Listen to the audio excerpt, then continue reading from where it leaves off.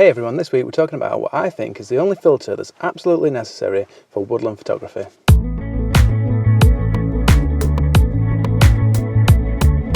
So it feels like ages since I've done any woodland photography, so I've come out this week to a local patch of woodland and I was hoping for some fog. It's still dark at the moment. I think sunrise is in around about 20 minutes, but fingers crossed that we do get a little bit. The forecast says there should be some, but you never really know.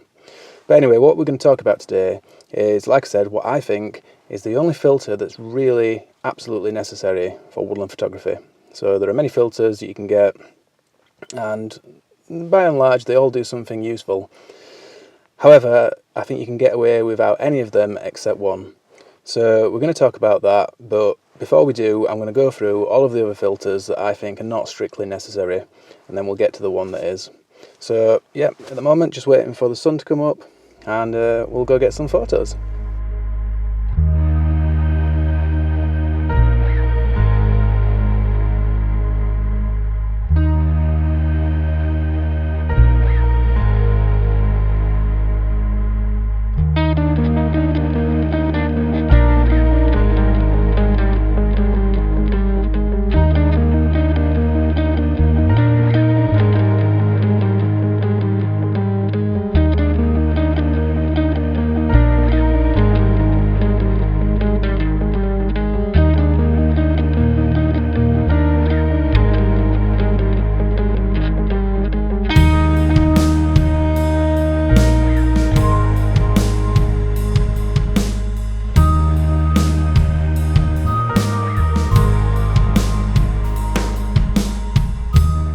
Okay, so we got the fog, got lucky, that's brilliant. So let's crack on, get some great shots, and talk more about filters.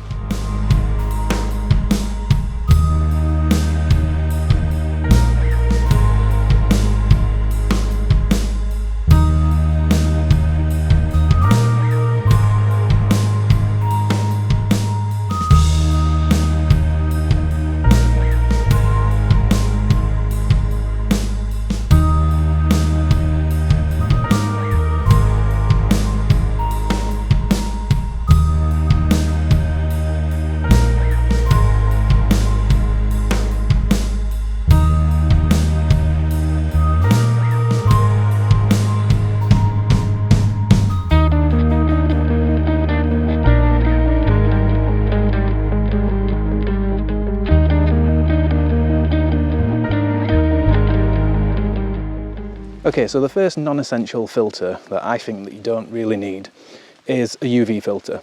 So you might have seen these. They basically look like a bit of clear glass that you just put into your filter thread. And back in the days of film, they were quite necessary to block the UV light coming into your camera. But these days, that's not really necessary. Modern digital cameras have got their own UV filters, and you're not going to get any benefit really from blocking UV light, maybe in very exceptional circumstances. They can protect your front element and stop it getting scratched, that's true, but so can the lens hood. I always use those, pop them on the front, that's going to protect your front element. And if you've got another piece of glass in front of your lens, you're always going to degrade quality. No matter how good the filter is, it's always going to be an extra layer of glass, which is reducing the quality of that light coming into your camera.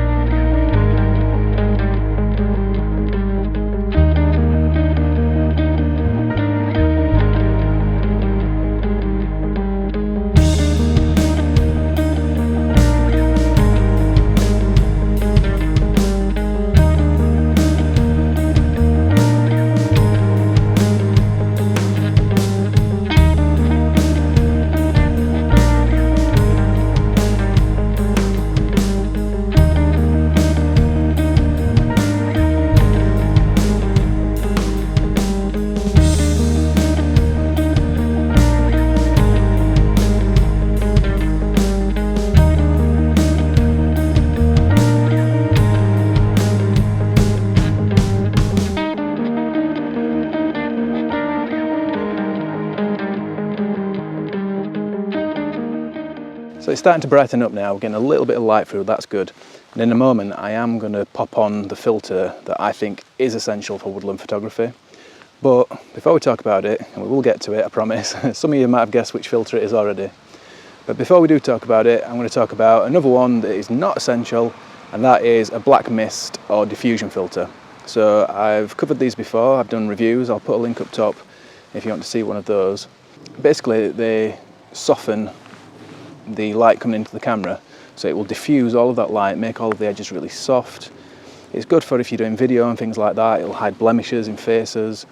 But I used it in the previous video I was talking about in Woodland, and it's quite nice for that because it creates that really soft ethereal look. And it is really nice for that, but the reason I don't think it's essential is because you can get that look using Lightroom. You can just reduce the clarity, the texture, things like that, and you're going to get a similar look. So a black mist filter is really nice, can be really useful, but it's definitely not essential.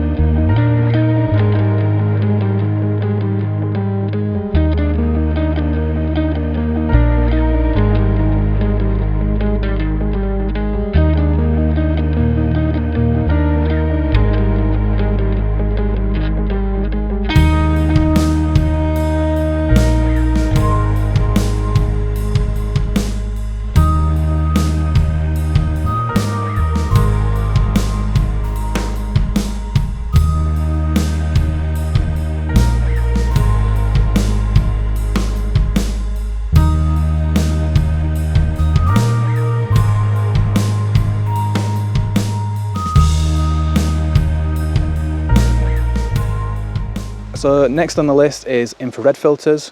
You can pop these onto the end of your lens. It'll block all of the light apart from infrared, and then you do a little bit of conversion work on the raw file and you can get something that looks like a really nice infrared image. So that's really cool. I've done videos on those before. I'll put a link up top to one of those. But it's not essential because, as I've shown in other videos as well, another link up top, you can create the infrared effect to an extent in post-processing. And to be honest, if you're coming out to do Woodland, infrared's probably not your first thought. So for that reason, or for those reasons, I'm not putting infrared as an essential filter.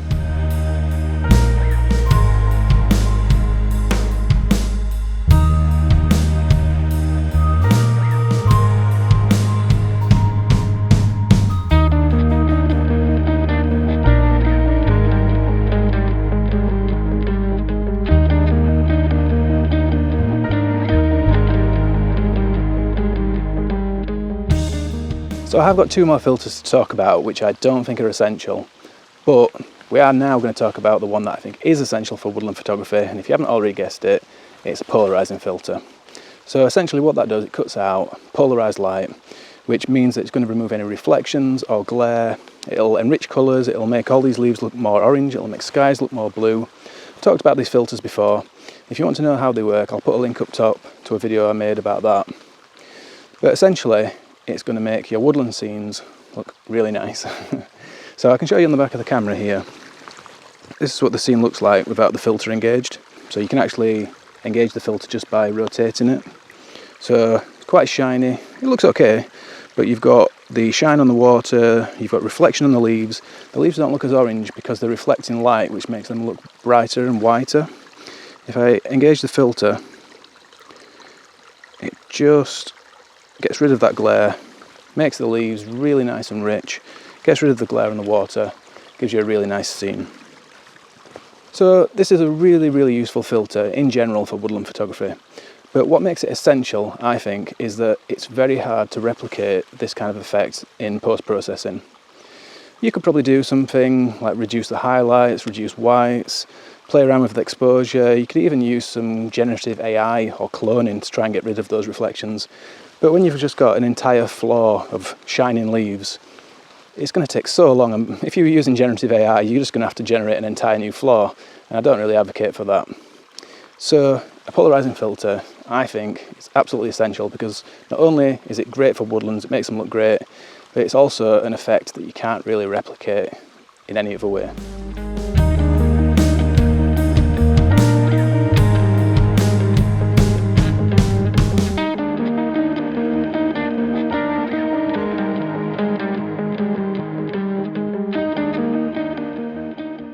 So the last two filters I want to talk about, and remember these are on the non-essential list, are ND filter and graduated ND. So ND stands for neutral density. It's basically just sunglasses for your lens and camera. Reduces the amount of light coming in. That's really useful if you want a long exposure, particularly in daylight time. And that is an effect that you can't recreate in post-processing, or not very easily, or without AI. So if you want to capture a real image in daylight with a long exposure, you're going to need an ND. So for that reason, it probably should be an essential filter. And if I could pick two, that would be the second one. But if you're going to choose either an ND or a polarizer for woodland photography, I think you're going to go with the polarizer out of the two. You can only choose one. And you can also get a slightly long exposure effect with a polarizer. So when it's low light, you're in a forest like this, and you've got the polarizer, that stops an amount of light anyway. So you just narrow your aperture, put your ISO in its lowest setting, and you're going to get a fairly decent long exposure anyway. And a graduated filter, graduated ND filter, that'll just darken 1/2 of your image, or a portion of your image, depending on what the filter's like. So they're useful if you want to get a shot of a landscape, for example, and you've got a nicely exposed foreground, but your sky is blown out and you've got too bright, the highlights are too bright. If you use the graduated filter, that's going to darken the sky but not the foreground, and it's really useful there. But again, you can emulate that effect in post-processing. It's not ideal, and I've made a video on why you probably shouldn't do that here, but you can do it. So again, for that reason, it's not on the essential list.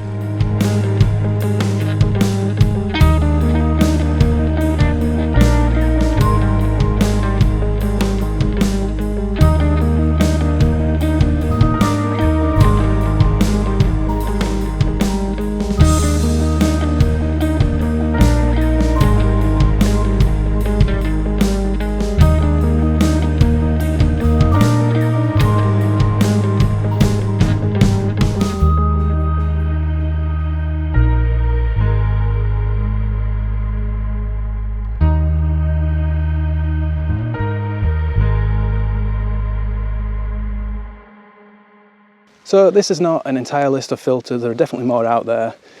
These are just the ones that I mainly use. If you've got your own favourites, maybe put them down in the comments below. And if you think they're essential for woodland photography, let us know why you think that as well. I'm wrapping up now. I've had a really great morning. It's so nice when the conditions actually work in your favour for a change.